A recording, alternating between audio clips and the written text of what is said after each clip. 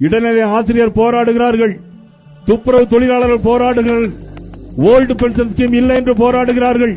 அனைத்து மரபு மக்களும் அரசு அதிகாரிகளும் போராடுகிறார்கள், மக்களும் திண்டாடுகிறார்கள்.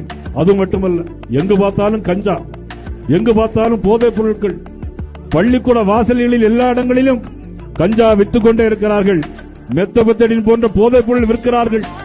இந்த ஆண்டில் 7500 கொலைகள், குழந்தைகளுக்கு எதிரான பாலியல் பலாத்காரம் 15% கூடியிருக்கிறது.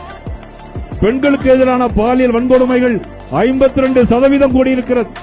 யாருடைய ஆட்சியில்? முதலமைச்சர் ஸ்டாலின் அவருடைய ஆட்சி. இரும்பு கரம் கொண்டு அடக்குவோம் என்று சொன்னார். எதிர்கட்சியாக இருக்கும்போது இரும்பு கரம் கொண்டு அடக்குவோம் என்று சொன்னார். நான் கேட்கிறேன், இப்பொழுது உங்களுடைய இரும்பு கரம் துருப்பிடித்து போய்விட்டதா? சொத்து வரி உயர்வு எவ்வளவு? மின் கட்டண உயர்வு எவ்வளவு? திருப்பரங்குன்றத்திலே பூரணச்சந்திரன் தன்னுடைய உடலிலே தீ வைத்து கொளுத்து மாய்த்து போனான். பூரணத்தில் யாரால் வந்து? முதலமைச்சர் ஸ்டாலின் அவர்கள் தான் பதில் சொல்ல வேண்டும். ஒரு பூரணச்சந்திரனுக்காக அல்ல, தமிழகத்தில் வாழ்ந்த அத்தனை கோடி மக்களுக்கும் நீங்கள் பதில் சொல்லியே ஆக வேண்டும்.